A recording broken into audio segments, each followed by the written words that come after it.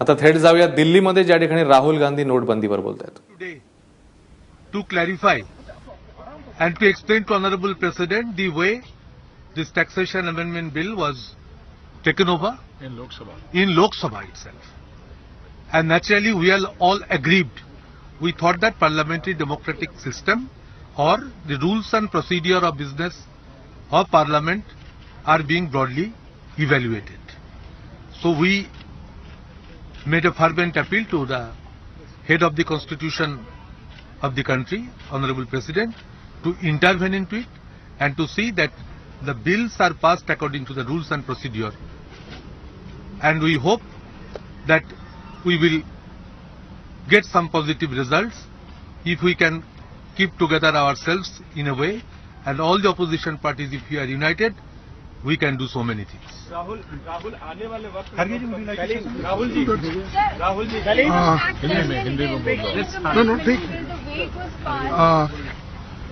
अभी सभी 16 पार्टी के नेता प्रेसिडेंट से मिले और हमने उनको ये बात बताई कि लोकसभा में जो बिजनेस ट्रांजैक्शन रूल्स के तहत काम होना चाहिए और चंद अमेंडमेंट को प्रेसिडेंट की सिफारिश की जरूरत होती है वो उन्होंने नहीं लिया और यहां तक कि बहुत जल्दबाजी में टैक्सेशन अमेंडमेंट एक्ट पास करवा लिया. हम लोग जो गरीब लोगों के जो भी तकलीफात है, कठिनाइयां हैं, उनको हाईलाइट करने के लिए हम रूल 56 में चर्चा की डिमांड कर रहे थे.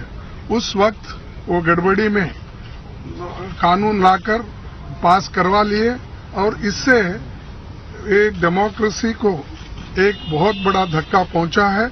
और मैं समझता हूं कि डेमोक्रेसी को खत्म करने की कोशिश इस सरकार से और हो रही.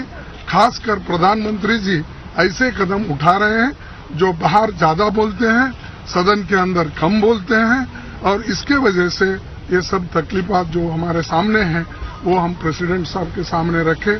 हमारा मेमोरेंडम में उनको दिए हैं और उसमें जो रूल्स इन्होंने वायलेट किया, रूल 81, रूल 82 और कॉन्स्टिट्यूशन के तहत, कॉन्स्टिट्यूशन 110 के तहत क्या होना चाहिए था और 117 के तहत क्या होना चाहिए था, ये सारी चीजें हमने उनको बताई है और वो देखेंगे.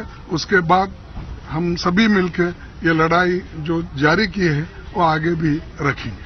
Thank you.